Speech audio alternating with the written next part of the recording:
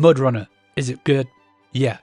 In MudRunner, you drive all-terrain vehicles and trucks to collect logs. You then take said logs to the lumber mill, and that's it. There's also watch points to visit, which will open up the map, which can make plotting your routes easier. The game has a good waypoint system where you can make your own routes, which is essential as you'll hardly ever be driving on actual roads. Most of your time will be spent rims deep in mud or holding your breath as you drive through hopefully shallow rivers. But just because you've set a route doesn't mean you won't be tempted to take a shortcut in quotation marks. There were so many times where I thought I could get somewhere quicker by going through a wooded area, only to find myself nearly stuck and having to make a million small turns to get out of it. But getting out of it was always lots of fun. The mud physics are so good. There's different types of mud, and as you play through the game, you'll learn which ones are easier to drive on and which ones you need to look for the nearest tree to help you winch out before you start spinning your wheels and getting stuck in the mud. The game gives you a winch which can be placed on solid objects such as trees, rocks and other vehicles. This can help you get through tough areas or pull you out of deep mud. The winch also comes in handy when you've got a trailer full of logs. The vehicle's balance will often be thrown off when you're going down different inclines, meaning it's very easy to tip and lose all your logs. The game has a very good auto-saving feature and it seems to know exactly when you're about to start tipping.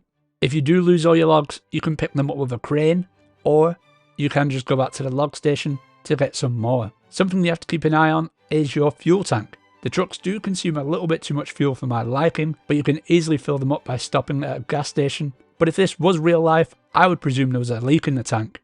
While I was saying earlier that the physics of the mud are great, driving on the mud feels just as good. What doesn't feel great is driving on tarmac. When you want to turn your vehicle, you move the left stick either left or right.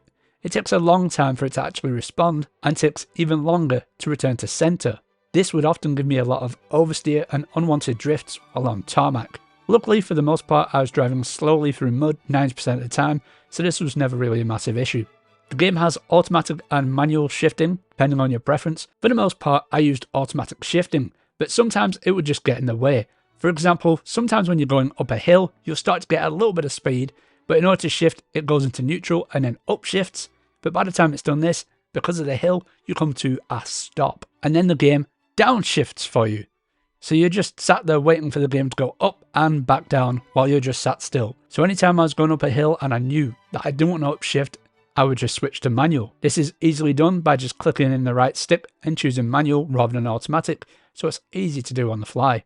The game world does feel very dead as you're the only person in the world. There's no dialogue and there's no other vehicles on the road. That is, unless you're playing with friends or strangers online.